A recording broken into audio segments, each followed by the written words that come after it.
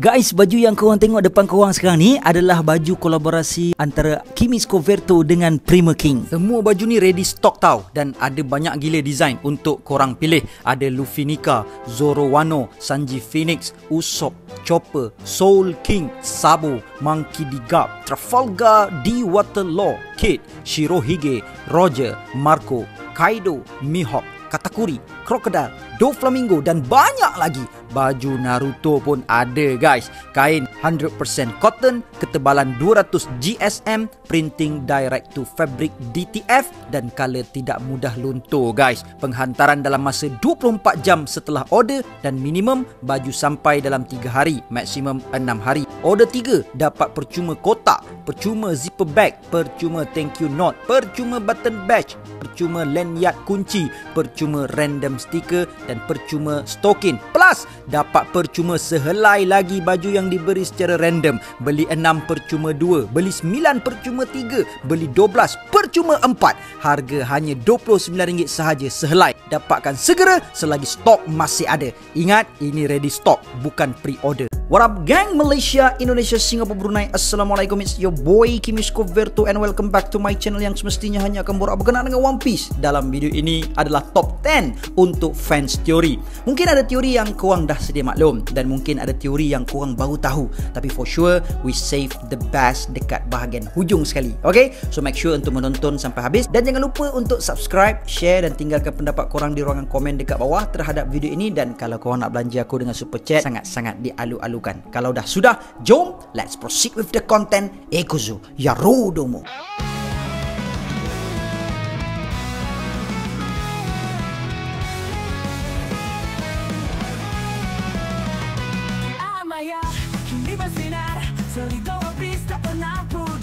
Setiap episod penuh makna, pengajaran hebat buat semua. Scoverto sang legenda, bawa cerita penuh warna. Dari Luffy hingga Zoro, setiap kisah penuh inspirasi. Di tangga yang ke-10, Crocodile adalah ibu Luffy. Yes, teori ni agak aneh sikit sebab kita tahu Crocodile adalah one of Shichibukai yang cuba menakluk Alabasta dengan rencana jahat Operation Utopia-nya. Bahkan Crocodile juga ketika di Alabasta Arc itu berkali-kali dengan sungguh-sungguh cuba untuk membunuh Luffy. Betul tak? Betul lah bang. Tapi ada juga yang menteorikan bahawa Crocodile ini adalah ibu Luffy dan dari hujah mereka itu tidak kalah hebatnya, membuatkan kita juga daripada awalnya nak tergelak, akhirnya kita juga merasakan macam betul pula. Secara ringkasnya, ketika pertemuan Crocodile dengan Ivankov, Crocodile telah di blackmail dengan sesuatu informasi yang ada pada Ivankov terkait Crocodile. Ramai yang mempercayai bahawa Ivankov telah menggunakan kemampuan Devil Fruit-nya Horu Horu no Mi untuk menukar Crocodile dari perempuan pada lelaki. Dan teori ini dikukuhkan lagi dengan attitude Crocodile yang sebelum ini memusuhi Luffy, namun ketika di Marineford, Crocodile telah membantu Luffy dalam menjayakan misinya untuk menyelamatkan Ace. Walaupun teori ini kedengaran gila, tapi this is One Piece, anything can happen.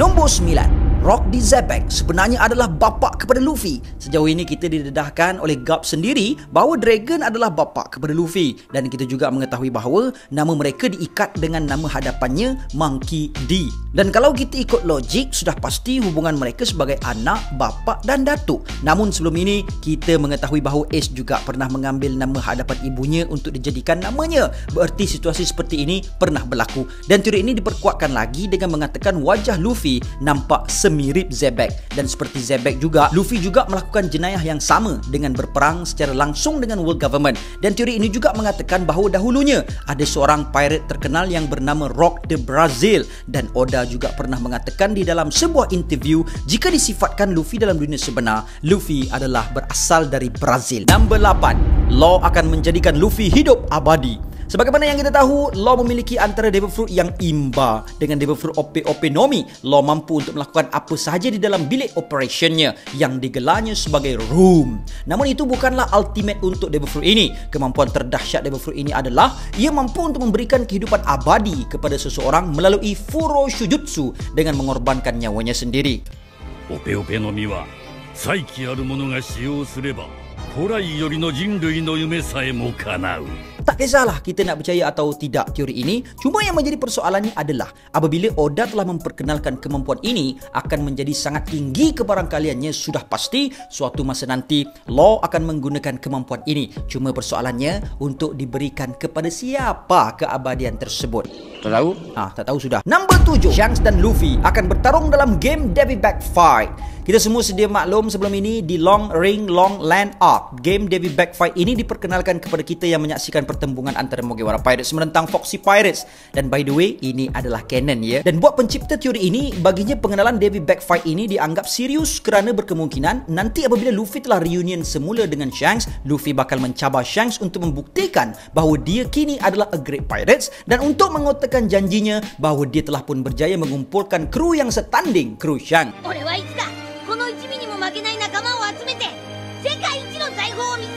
Dan teori ini juga menarik kerana kalau benar ia terjadi, kita bakal menyaksikan pertandingan menembak antara Usopp dengan Yasop, pertarungan pedang, pertarungan bakat mencipta, memasak dan sebagainya yang boleh kita katakan sebagai a friendly match. Nombor 6, Law adalah ahli pasukan SWORD. SWORD adalah satu cabang yang misteri dalam Marine walaupun matlamat puncaknya masih lagi rahsia.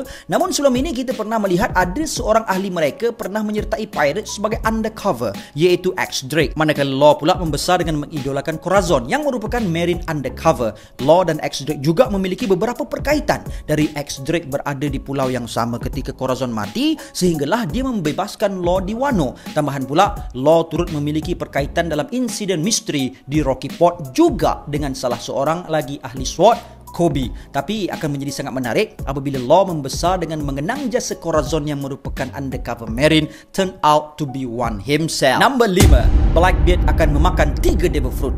Teach adalah one of pirate yang sangat-sangat licik. Dia telah melakukan perkara yang tiada siapa pun pernah melakukannya. Dia memiliki kemampuan 2 Devil Fruit. Kita hanya mengetahui setakat ini bahawa tubuh Teach agak unik. Teori ini diperkukuhkan dengan Jolly Roger Blackbeard yang memiliki 3 tengkorak. Yang berkemungkinan Blackbeard sebelum ini lagi telah memakan Devil Fruit Mythical Swan yang bernama Cerberus yang memiliki 3 kepala ataupun Kraken yang memiliki 3 jantung. Teramatlah sangat sesuai dengan tema Blackbeard ini. Nombor 4, Dan Peace. Kepada korang yang nak tahu teori ini dengan lebih detail, korang boleh tengok YouTube channel Ohara. Tapi kalau korang boleh faham bahasa Jepun, korang boleh tengok YouTube channel Yuderon. Secara ringkasnya adalah Pulau Laugh-Tale terletak di bahagian mata tengkorak yang hilang yang sebelumnya dikenali sebagai Jaya. Ramai karakter One Piece yang memiliki cala pada bahagian mata kiri mereka atau sebahagian sisi wajah mereka yang memberikan hint untuk koneksi teori ini. Dan ketika mata kanan telah melayang ke langit, mata kiri pula berkemungkinan adalah Enies Lobby. Nombor 3, Red Line akan dimusnahkan. Dalam dunia One Piece terdapat sebuah banjaran yang sangat besar dan dominan yang dikenali sebagai Red Line. Terdapat sebuah teori yang cukup lama bertahan mengatakan Luffy bakal menghancurkan Red Line oleh kerana dia telah pun diramalkan Madam Charlie yang bakal menghancurkan Fishman Island yang berada tepat di bawah Red Line. Jadi sekiranya Red Line dimusnahkan, banyak impian-impian daripada kru Mugiwara akan menjadi kenyataan, terutamanya Sanji yang ingin menyaksikan The All Blue. Tanpa Red Line dan Celestial Dragon juga, banyak bangsa akan dimerdekakan. Nombor 2, impian tersembunyi Luffy. Telah lama diteorikan soal ini dan akhirnya terkonfirmasikan sudah bahawa menjadi Pirate King bukanlah satu-satunya impian Luffy. Luffy telah mengisytiharkan impiannya ini di dalam sebuah flashback dia bersama-sama Sabo dan Ace. Ace juga turut menceritakan impian adiknya itu kepada Yamato. Bahkan baru-baru ini, Luffy juga turut mendedahkan impiannya kepada krunya itu. Dikatakan impian Roger juga turut sama dengan Luffy dan reaksi orang-orang yang mendengarkannya turut mendapat reaksi yang sama daripada mereka. Namun sehingga sekarang ia belum pernah lagi didedahkan apakah impian rahsia itu. Ada yang menteorikan bahawa impiannya adalah untuk mengadakan sebuah bangkit besar-besaran dan ia disokong dengan setiap kemenangan Mugiwara Ichimi setiap arc iaitu mengadakan parti, dan dengan Luffy menjadi The Pirate King dan membebaskan ramai orang yang teraniaya dan dizalimi akan menzahirkan keraian yang besar setelah itu. Nombor 1 adalah Bing's Sake. Terdapat banyak teori menyatakan apakah itu harta One Piece. Namun teori Bing's Sake ini yang paling mendapat banyak sambutan. Dan kalau korang nak dengar teori Bing's Sake ini dengan lebih lanjut, korang boleh berkunjung ke channel Arthur from the Library of Ohara. Basic untuk teori ini adalah One Piece memiliki beberapa makna, termasuklah ia menyatukan manusia, dan ini sangat cocok dengan lagu Bing's Sake. Lagu ini dikatakan menceritakan berkenaan dengan Ancient Kingdom melalui liriknya dan memiliki persamaan laftel dalam bahasa Jepun di dalam lirik ini juga. Harta One Piece itu dikatakan merupakan sake milik Binks. Seperti yang kita lihat, sake menyatukan manusia dalam One Piece, dan lagu yang dinyanyikan Roger Pirate sebelum mereka tiba di laftel juga adalah lagu Binks Sake. Dan menjumpai sake ini juga bakal menyempurnakan impian parti besar-besaran itu juga. So guys, inilah dia top 10 fans teori yang sempat aku rakamkan untuk korang. Sila komen konten apa lagi yang korang nak aku hasilkan. So sehingga bertemu lagi dalam konten yang akan datang. And gang, before I end, sedikit renungan. Kadang-kadang kita berdoa supaya Allah berikan kepada kita kekuatan. Kemudian kita merungut kepada Allah. Setelah Allah hadirkan ujian, sadarlah dari ujian itulah tarbiyah dari Allah untuk datangkan kepada kita kekuatan diri, ketahanan emosi dan kematangan fikiran. Kadang-kadang kita ingat bahawa ujian yang datang itu adalah bukti Allah membenci kita. Sedangkan ujianlah sebenarnya tanda Allah sayangkan kita. Allah hadirkan ujian supaya kita dapat ingat Allah pada ketika itu, supaya semakin kita hampir dengan Allah. Sudah menjadi kelaziman tatkala kesusahan, barulah manusia itu ingat akan Robnya. Bahkan itulah yang sepatutnya. Jadi apabila ujian itu tiba, raikanlah ia dan yakinlah setelah ujian itu selesai, kita akan memperoleh kekuatan yang baharu, semangat yang baharu dan keyakinan yang baharu. Ada orang Allah berikan kekayaan dan segala kemudahan kepadanya, walaupun dirinya leka dan alpa dengan perintah Allah, supaya dengan kekayaan dan kemudahan itu menjadi istidraj kepadanya. Dan ada orang yang semakin dia taat dan patuh perintah Allah, semakin banyak kesusahan datang dalam dirinya. Namun yakinlah,